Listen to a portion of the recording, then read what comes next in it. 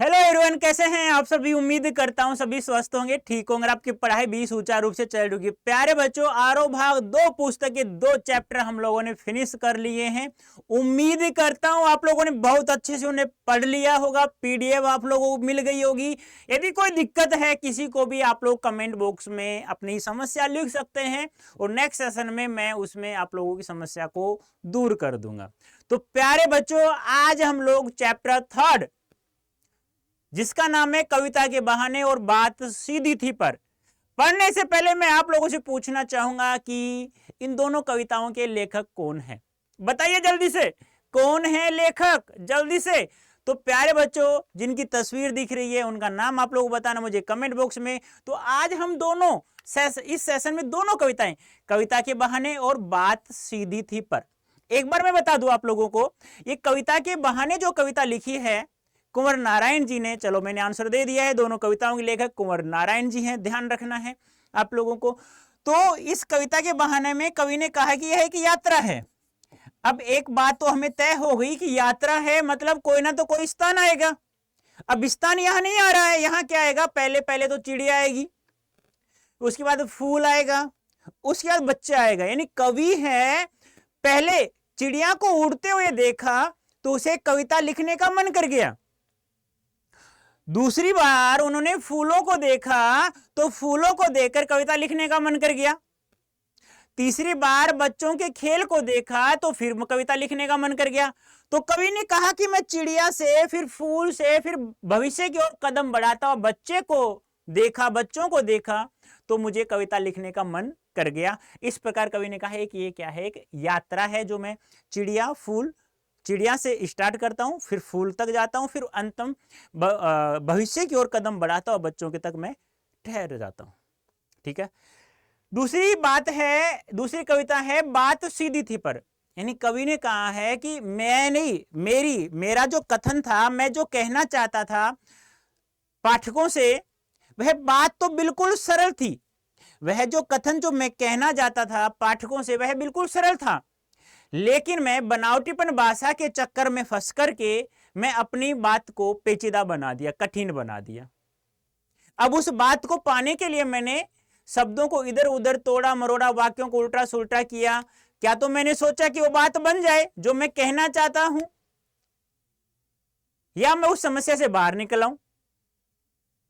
लेकिन जो हमारे कुंवर नारायण जी हैं अपनी बात को चमत्कारपूर्ण भाषा के अंतर्गत फंसा देते हैं।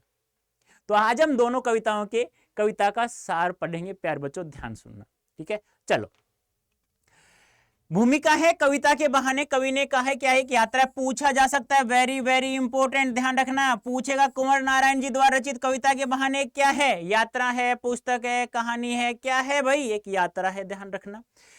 जो चिड़िया फूल से लेकर कब तक की है, बच्चे तक की है। यानी चिड़िया, फिर आती है फूल, फिर आता है बच्चा, तब तक की एक यात्रा है।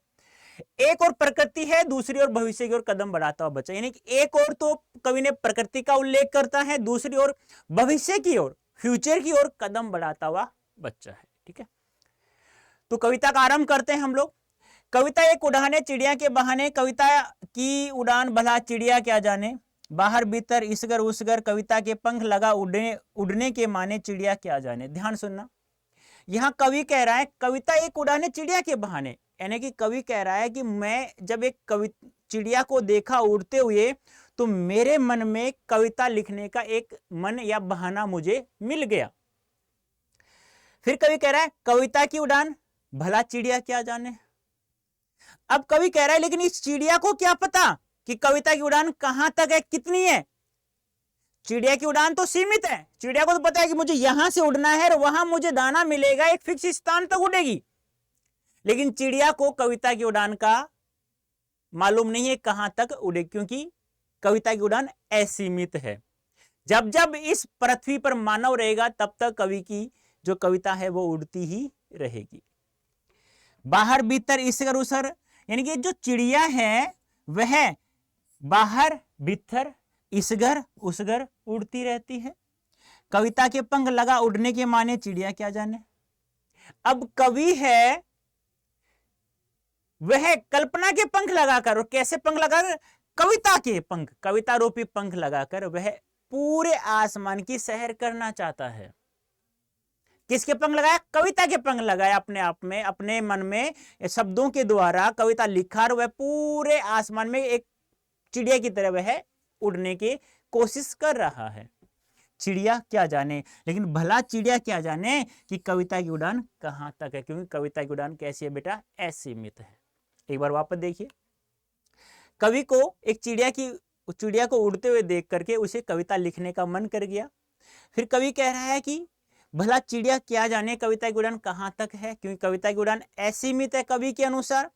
क्योंकि चिड़िया की उड़ान तो सीमित समय तक है या सीमित जगह तक है, उसे पता है मुझे कहां से लेके कहां तक उड़ना, कहां से वापस दाना लेकर वापस उड़ना है मुझे।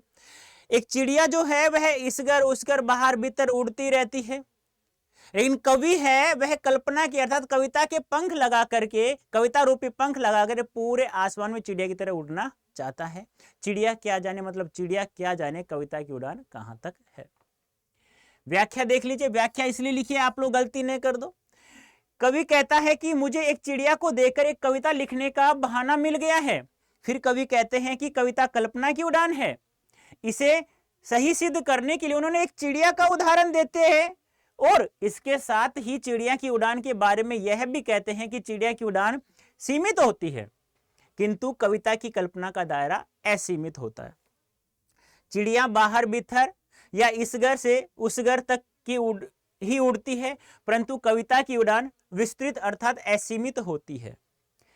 कवि के भावों की कोई सीमा नहीं है, क्योंकि वह कवि की कल्पना या भावों के विचारों की कोई सीमा नहीं है, क्योंकि वह कविता रूपी पंख लगाकर कहीं पर भी उड़ रहा है। कविता एक लिख रहा है शब्दों के द्वारा, वह कविता को अच्छी बनाने के लिए अपने भावों को उसमें शामिल कर देता है। वह कविता में कल्पना के पंख लगाकर उड़ाना चाहे तो उसकी उड़ान चिड़िया की उड़ान से बहुत आगे है। बात तो सही है भी, कविता की उड़ान जब तक इस पृथ्वी पर मानव रहेगा तब तक उड़ती रहेगी, तब तक वह तो अपनी खुशबू है, मनोरंजन है, लोगों का करती रहेगी। अब देखो ये क्यों है विशेष, ये महत्वपूर्ण क्यों, आप लोगों से आपसे पूछा जाएगा।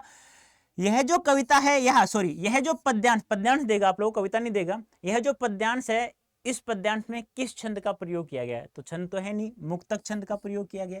वर्णों की आवर्ती कारण रेवण की आवर्ती हो रही है, तो यहाँ अनुप्रास अलंकार रेवण की आवर्ती कैसे हो रही है? देखो यहाँ पे रे रे रे रे, किसी वर्ण की आवर्त होती है तो वहां पर अनुप्रास अलंकार। बोली खड़ी बोली हिंदी का, यह कैसे पूछेगा? प्रस्तुत पद्यांश में किस बोली का प्रयोग किया गया? तो खड़ी बोली हिंदी का प्रयोग किया गया है प्यारे बच्चों। नेक्स्ट, कविता एक खिलना है फूलों के बहाने, कविता का खिलना भला फूल क्या जाने, बाहर भीतर इस घर उस घर बिना मुरझाए महकने के माने फूल क्या जाने। अब कवि कहीं जा रहा होगा बगीचे में, अब कवि ने बगीचे में जैसे फूलों को देखा खिलते हुए तो कविता लिखने का मन कर गया कवि को। पर कवि क्या कह रहा है? कवि कह रहा है कि मुझे फूलों को खिलते हुए देख करके उसकी खुशबू जैसे ही मेरे अंदर गई, मैं जैसे उसे सुगंध के रूप में उसे अपने शरीर के अंदर प्रवेश कराया तो मुझे एक कविता लिखने का मन कर गया। फिर कवि कह रहा है कि भला फूल क्या जाने, भला फूल क्या जाने कविता का खिलना, कि वह किस समय तक खिलती रहेगी। एक फूल है वह तो वातावरण में जब हवा चलेगी तो उसकी खुशबू इस घर उस घर बाहर भीतर फैलाएगी, लेकिन कविता की जो खुशबू है वह तो असीमित समय के लिए है। जब जब पाठक उसे पढ़ेगा तब तक उसे खुशबू प्राप्त होती रहेगी। फूल है वह तो सीमित समय तक खिलेगा और उस समय के बाद वह मुरझा जाएगा। बिना मुरझाए महकने माने फूल क्या जाने। अब फूल क्या जाने, क्योंकि वह कुछ समय के लिए खिलेगा, कुछ समय बाद वह मुरझा जाएगा। लेकिन फूल क्या जाने कि बिना मुरझाए जो कविता है बिना मुरझाए कब तक खुशबू बिखेरती रहेगी, ये ऐसा फूल कभी भी नहीं जान सकता है। ठीक है, सीधी सीधी ये ध्यान रखना, प्रसाद गुण है यहाँ पे, पूरी कविता में प्रसाद गुण है। कवि कहता है कि कविता की रचना फूलों के बहाने हो सकती है। फूलों को देखकर कवि का मन आनंद से भर जाता है, उसके मन में कविता फूल की तरह विकसित होती है। फूल से कविता में रंग भाव आदि आते हैं, परंतु कविता के खिलने के बारे में फूल कुछ नहीं जानते, क्योंकि फूल कुछ समय के लिए खिलते हैं, खुशबू फैलाते हैं, फिर मुरझा जाते हैं, उनकी समाप्ति निश्चित है। वे बाहर भीतर इस घर उस घर में अपनी सुगंध फैलाते हैं, फिर कुछ समय बाद मुरझा जाते हैं। अर्थात जल्दी ही नष्ट हो जाते हैं। कविता बिना मुरझाए लंबे समय तक लोगों के मन में व्याप्त रहती है। इस बात को फूल नहीं समझ पाता है, क्योंकि लंबे समय तक, मैंने कहा ना, जब तक इंसान रहेगा तब तक कविता खिलती ही रहेगी, तब तक खुशबू बिखेरती ही रहेगी। सेम चीजें हैं, देख लेना। फूल क्या जाने में प्रश्नवाचक अलंकार है, ये कुछ अलग है, ये ध्यान रख लेना। तीसरा पद है हमारा, कविता एक खेल है बच्चों के बहाने। अब कवि क्या कह रहा है कि जो कविता है, कभी कहीं बैठा होगा, कहीं गांव की चौपाल या गांव में अपने घर में, तो बच्चों को खेलते हुए देखा, तो उसे एक बहाना मिल गया कविता लिखने का।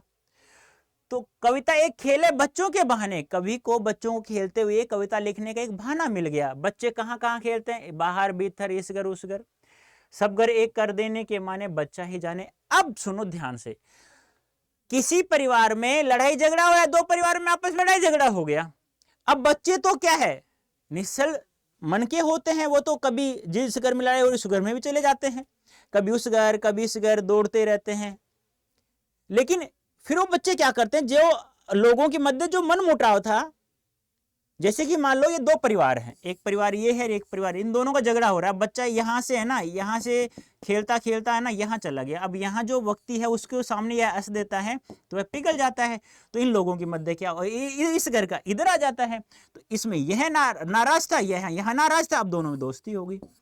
तो एक बच्चे ही ऐसे होते हैं जो लड़ाई झगड़े को कम करके या बिल्कुल समाप्त करके उनमें दोस्ती का भाव, मित्रता का भाव भर देते हैं। यानी जिस भी घर में मन मुटाव होता रहता है, या आपस में भाई बहन लड़ते रहते हैं, माता पिता डांटते रहते हैं बच्चों को, तो एक बच्चा ही है नन्ना मुन्ना सा जो उन सभी को एक कर सकता है।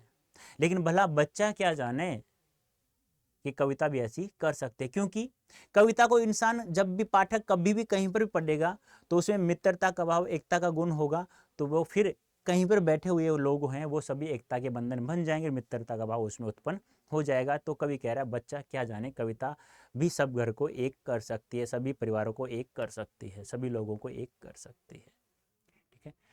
व्याख्या, कवि कहता है, कवि कविता को बच्चों के खेल के समान मानता है, क्योंकि बच्चे कहीं भी किसी भी तरीके से खेलने लगते हैं। ठीक उसी प्रकार कवि के लिए कविता शब्दों का खेल है। वह बच्चों के खेल की तरह कहीं भी किसी भी समय अपने भावों को व्यक्त कर सकती है। बच्चों के लिए सभी घर एक समान होते हैं, क्योंकि वे खेलते समय अपने पराये किसी भी प्रकार का कोई भेद नहीं करते। अर्थात वे कभी इस घर, कभी उस घर, कभी बाहर, कभी भीतर खेलते रहते हैं। उसी प्रकार कवि अपने शब्दों से आंतरिक व बाहरी संसार के मनोभावों को अपने मन के अनुसार रूप प्रदान करता है। वह बच्चों की तरह बेपरवाह है, क्योंकि कविता पर किसी भी प्रकार का कोई बंधन लागू नहीं होता है। क्योंकि कविता, फिर भी चलो बच्चों को तो बड़े रोक लेते हैं, लेकिन कविता पर किसी प्रकार कोई बंधन नहीं कर सकता। कोई भी इंसान कहीं पर बैठकर कहीं पर भी पढ़ सकता है, सीधी सी बात। भाषा सेम है, ये विशेष सेम है, ये ध्यान आपको रख लेना है। ठीक है। अब हमारी भूमिका दूसरी कविता का आरंभ होता है। यहाँ पर दूसरी कविता कौन सी थी बेटा, दूसरी कविता कौन सी थी, बात सीधी थी पर। और यह कहाँ से लिया गया, कोई दूसरा नहीं संग्रह से लिया गया। ये पूछा नहीं जाएगा आप लोगों से, पर वैसे ध्यान रखो, कुंवर नारायण जी की एक रचना है, कोई दूसरा नहीं है, वहां से लिया गया, बात सीधी थी पर। इसमें क्या बताया गया, मैं बता चुका हूं कि कवि अपने कथन को, अपनी बात को एक सीधी सरल भाषा समझ करके और सीधा सरल कथन समझ करके बनावटीपन, चमत्कारपूर्ण भाषा के चक्कर में फंस जाता है। यानी कह सकते हैं कथ्य और भाषा के मध्य या माध्यम के मध्य द्वंद्व उकेरा गया है। कविता में कथ्य और माध्यम, कथ्य क्या होता है, कथन जो कवि कहना चाह रहा था, माध्यम में द्वंद्व उकेरते भाषा की सहजता की बात की गई है। हर बात के लिए कुछ खास शब्द नियत होते हैं, ठीक वैसे ही जैसे हर पेंच के लिए एक निश्चित खांचा होता है। समझो ध्यान से, यहां क्या कहा गया है, अब कोई भी वाक्य बोल रहे हो ना, कोई भी बात बोल रहे हो ना, उसके लिए निश्चित शब्द है। आप मान लो मूवी देखने गए, आपको पता है आपको झूठ बोलना है, तो फिक्स होता है कि मैं मूवी देखने गया, मैं तो ट्यूशन लेने गया था टीचर के पास, सीधी सी बात। फिल्म देखने गया तो सीधी सी बात, तो फिल्म देखने गया था। ऐसे ही एक कील को ठोकना है दीवार में, तो फिर उसका एक फिक्स खांचा होता है, उसी में ठुकेगी वो। जबरदस्ती करोगे तो उसका पेंचे, जो पेच होता है ना, वो क्या हो जाए, स्लिप मार लग जाए, वो पेज क्या हो जाएगा, उसका अट जाएगा। मतलब कहने का तात्पर्य क्या है, वो स्लिप, मतलब कहते हैं चूड़ी मर जाएगी, सीधी सी बात है। तो वही बात यहाँ बताया गया है। तो ये ध्यान रखना। ठीक वैसे ही जैसे एक पैर पेंच के लिए एक निश्चित खांचा, यानी कि आप कह सकते हो किसी भी बात को कहने के लिए फिक्स शब्दों का, निश्चित शब्दों का प्रयोग किया जाता है। जिस प्रकार किसी कील को ठोकने के निश्चित छिद्र का प्रयोग किया जाता है, उसी प्रकार निश्चित बात के लिए निश्चित शब्दों का प्रयोग किया जाता है। अब देखो, बात सीधी थी पर कविता का आरंभ। बात सीधी थी पर एक बार भाषा के चक्कर में जरा टेढ़ी फंस गई। उसे पाने की कोशिश, भाषा को उल्टा पलटा, तोड़ा मरोड़ा, घुमाया फिराया। कवि क्या कह रहा है, मेरी बात थी वो बिल्कुल सीधी और सरल थी। जो मेरा कथन था, जो मैं पाठकों को कहना चाहता था, मैं बिल्कुल सरल एवं सीधा था। लेकिन मैं भाषा के चक्कर में, नहीं कि मैंने बनावटीपन भाषा, चमत्कारपूर्ण भाषा के चक्कर में मैंने अपनी बात को फंसा डाला। और वह बात क्या होगी, जरा फंस गई। उसे पाने की कोशिश में, यानी कि मैं अपनी बात को, अपने कथन को पाने की कोशिश में मैंने भाषा को उल्टा पलटा। भाषा को उल्टा मतलब पलटा मतलब शब्दों को इधर उधर किया, वाक्यों को इधर उधर किया। तोड़ा मरोड़ा, भाषा को घुमाया फिराया, तोड़ा मरोड़ा, शब्दों को इधर उधर पठाया पटका, यानी कि शब्द का दूसरा शब्द दूसरे के तीसरे शब्द के साथ जोड़ा, पटका। लेकिन ऐसे बात नहीं बनी। कवि क्या कह रहा है, मेरी बात थी वो बिल्कुल सीधी सरल थी, लेकिन मैं बनावटीपन भाषा के चक्कर में अपनी भाषा को फंसा चुका था।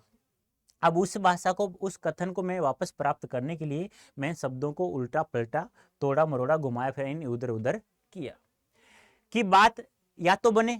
मैंने सोचा जब शब्दों को उल्टा पलटूंगा, इधर उधर करूंगा, क्या तो मेरी बात, मेरा कथन बन जाए, मैं उसे प्राप्त कर लूं जो सीधा सा मेरी सरल भाषा थी, सरल कथन था।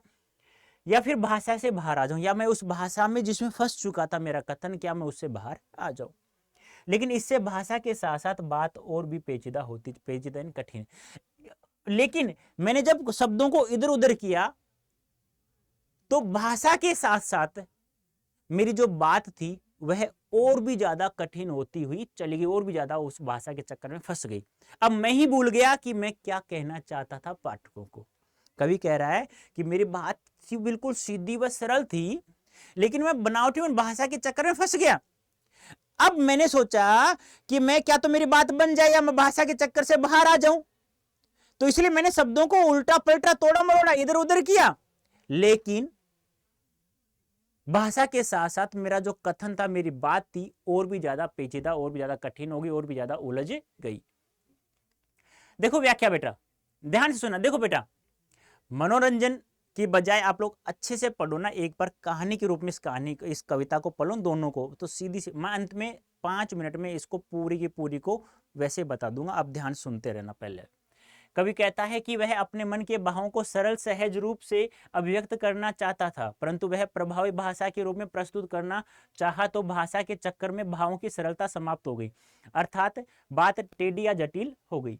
कवि कहता है कि मैंने अपनी मूल बात को पाने के लिए शब्दों, वाक्यों आदि को बदला, भाषा के शब्दों को उलट पुलट कर देखा, अर्थात शब्दों को इधर उधर किया, उन्हें तोड़ा मरोड़ा, क्योंकि कवि चाहता था कि छोटा करना बेटा, कि या तो बात बन जाएगी, अर्थात जो मैं कहना चाहता हूं वह बात बन जाए, या फिर वह भाषा के उलट फेर के जंजाल से मुक्त हो जाएगा।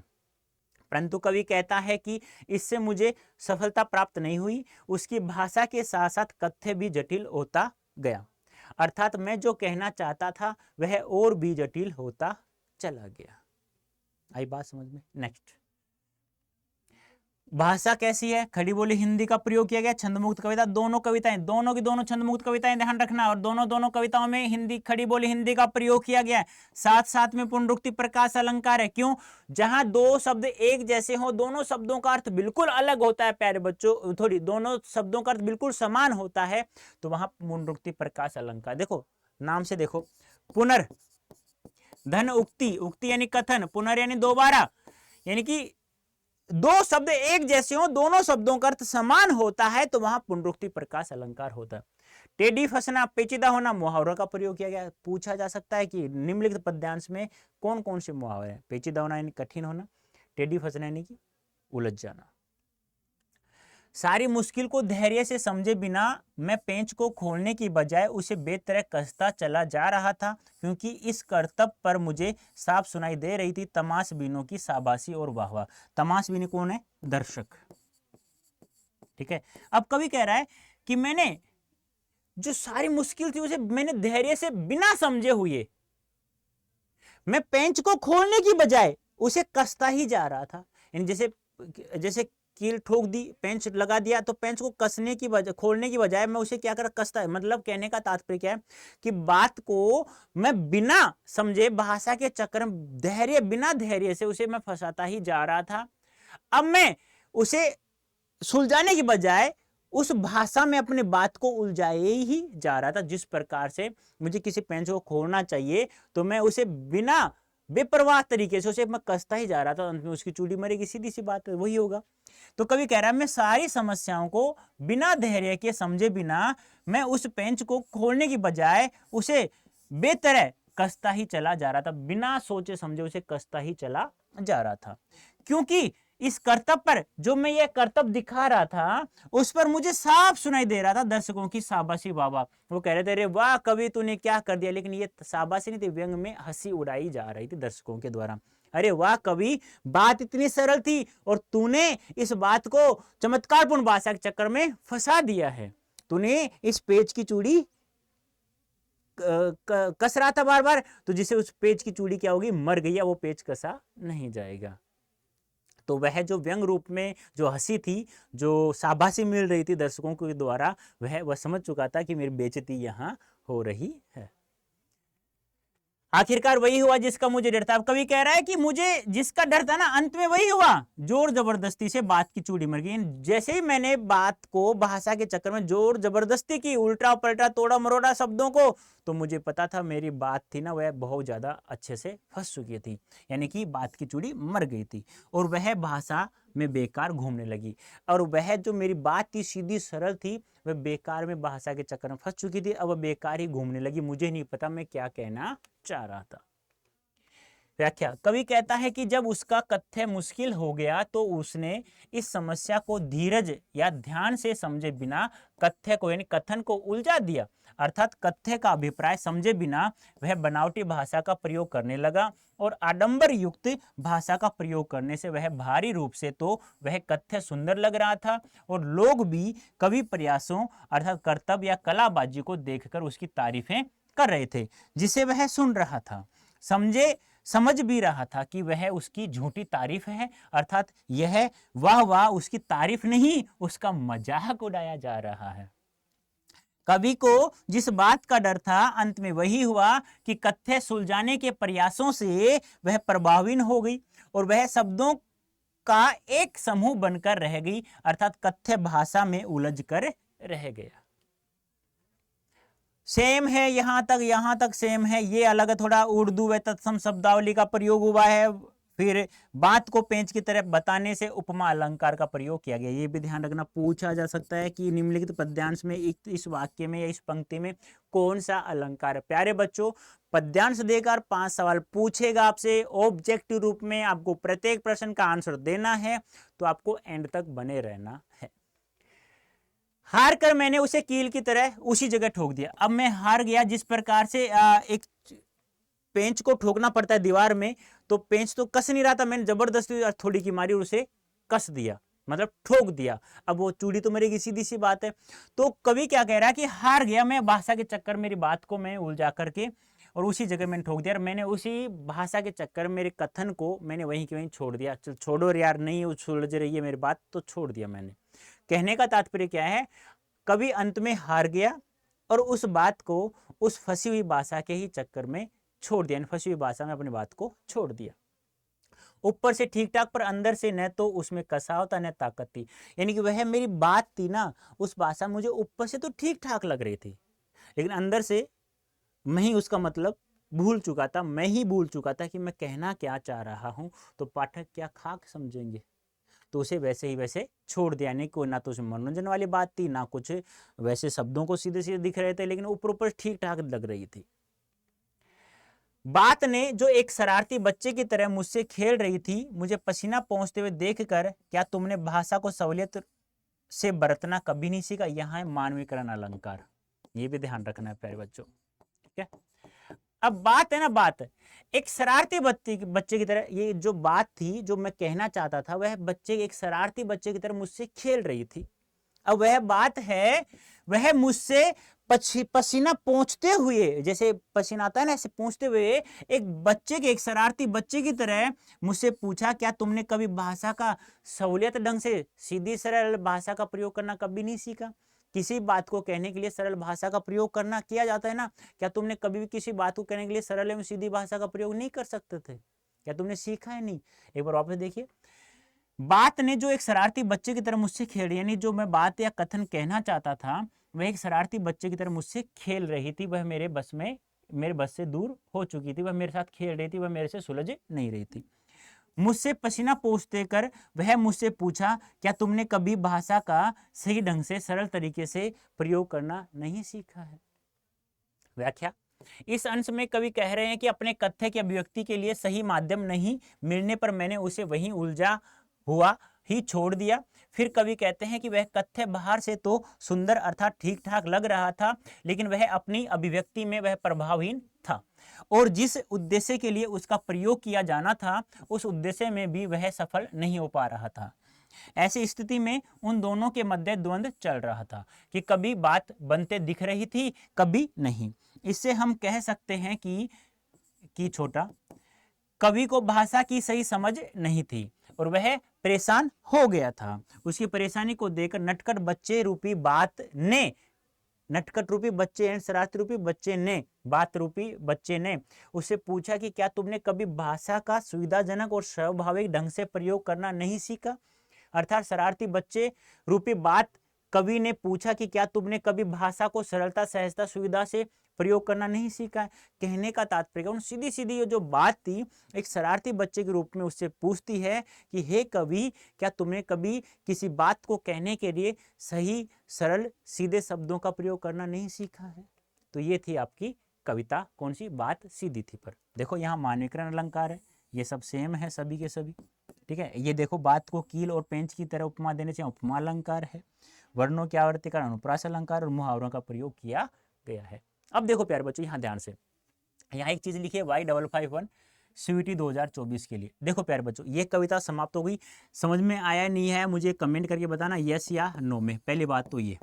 अब प्यारे बच्चों, मैं बहुत इंपॉर्टेंट बात बता रहा हूँ क्योंकि एंड में बताता हूँ मैं हमेशा।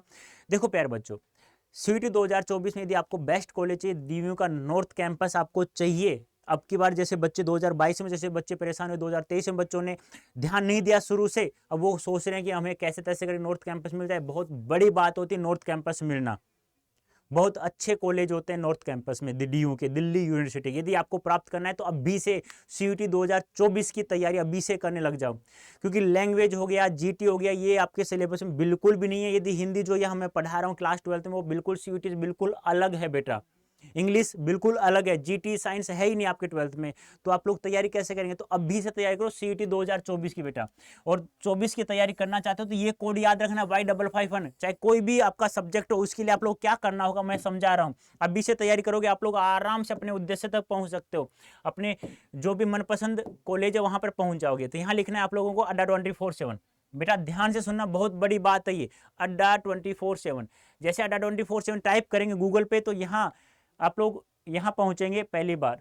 देखो एक बार वापस से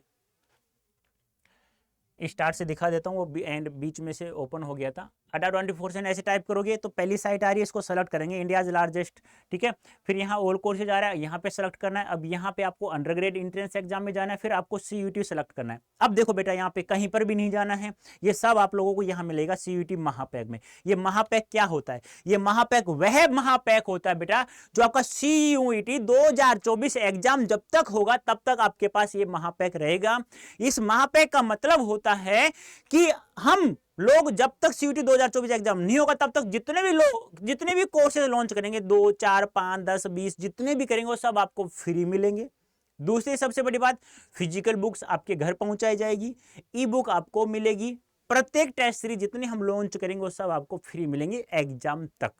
तो और कोई भी कोर्स आपको नहीं लेना, महापैक में जुड़ो यार, ये आपके एग्जाम तक होगा। अब यहाँ कोई भी सब्जेक्ट हो आपका, चाहे कॉमर्स हो, साइंस हो, ह्यूमैनिटीज हो, साइंस हो, कोई सा भी हो, मान लो ह्यूमैनिटीज है, सेलेक्ट कर लेना, ऐसा कोई भी कर लेना। यहाँ जाओगे, बाय नाउ करना है, बाय नाउ करने के बाद में यहाँ कोड यूज करना, जो कोड मैंने बताया था। कोड क्या था बेटा? Y551, Y551, कैपिटल स्मॉल कैसा भी लिख देना, Y551 जैसे ही करोगे अप्लाई। अब देखो बेटा यहां से ये कोर्स मात्र कितने का पड़ जाता है, मात्र आप लोगों के लिए ये कोर्स पड़ता है मात्र 10,789 रुपए का पड़ता है। लेकिन कब बेटा जी, ये तब पड़ता है जब आप लोगों ने ये कोड यूज किया है। ये बेटा जी ध्यान रखना, ये जब तक CUET 2024 एग्जाम नहीं होगा तब तक आप लोगों को यह कोर्स उपलब्ध रहेगा मात्र 10,000 रुपए में। यार CUET 2024 के हम लोग यूट्यूब पर फ्री पढ़ा रहे हैं, फ्री पढ़ते रहो पढ़ते रहो पढ़ते रहो। जो डोमेन सब्जेक्ट लगभग समान आएगा, लेकिन हिंदी, इंग्लिश, GT, साइंस और करंट GK ये आप लोग कंटिन्यू हमसे पढ़ो पेड बैच में। डोमेन सब्जेक्ट में वो चीजें पढ़ो जो आपके सिलेबस में बोर्ड के एग्जाम में नहीं है। वो सिलेबस आप लोग दोनों तरफ, इधर सिलेबस CUET का रखो, इधर क्लास 12th का रखो। जो समान है वो तो समान हो गया, कोई दिक्कत ही नहीं है। और जो अलग है वो हमारे साथ पेड बैच में पढ़ो बेटा, अभी से पढ़ो। यदि आप लोगों का DU का नॉर्थ कैंपस चाहिए, नॉर्थ कैंपस में आपको कॉलेज चाहिए, तो बेटा ये बहुत बड़ी उपलब्धि है, इसे प्राप्त करना है तो आप लोगों को अभी से हमारे साथ जुड़ना होगा, कोड यूज करना है Y551। तो प्यारे बच्चों, कैसा लगा सेशन, समझ में आया या नहीं आया, मुझे यस या नो में कमेंट करके बताएंगे। तो अभी के लिए इतना ही, धन्यवाद, थैंक यू सो मच बेटा।